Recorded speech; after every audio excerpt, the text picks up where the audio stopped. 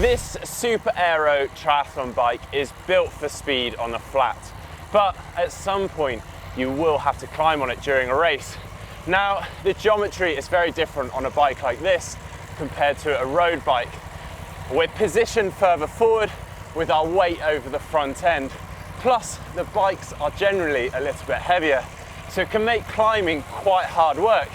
So how can we make climbing on a triathlon bike a little bit easier?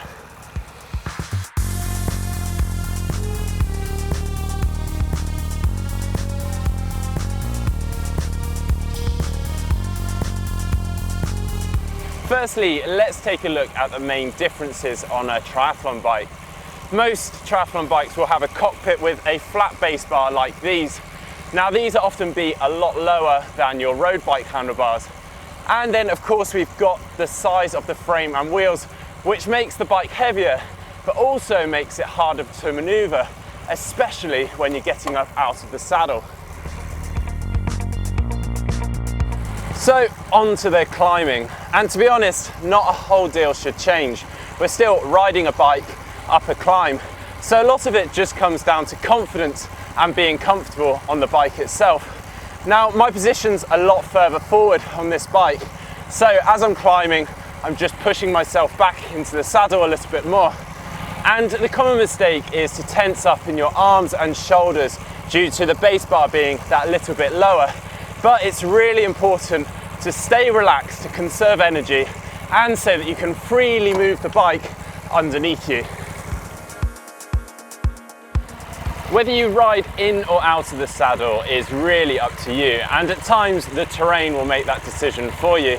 Riding out of the saddle will allow you to apply more force to the pedals by using your body weight.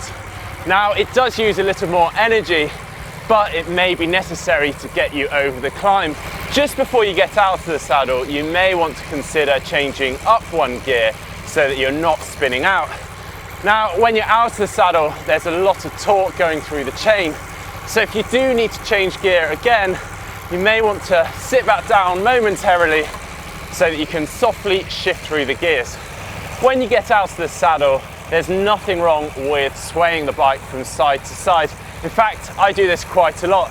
It actually allows you to use your body weight more by almost stepping into the pedals. And don't forget that you want to pace your effort on the climbs.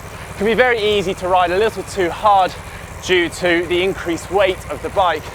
And remember, whatever goes up must come down. And when you get onto the flat with a bike like this, that's when they really come into their own.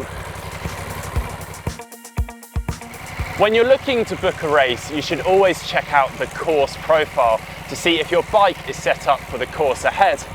Now, there's a number of lumps and hills en route. You may want to take a look at your gearing. Do you have enough? Today, there's a lot of gear choices and cassettes on the market. For instance, I'm riding an 1128 cassette to make things a little bit easier on the climbs. The more time you can spend on a triathlon bike, the better. And being able to climb well on one isn't something that happens overnight. So give it a go and let us know how you get on in the comments below. And to see more videos like this, you can subscribe to Global Triathlon Network by clicking on the globe. And to see our road versus TT bike on a climb video, just click down here. And to see our essential swim workout video to go faster, just click down here.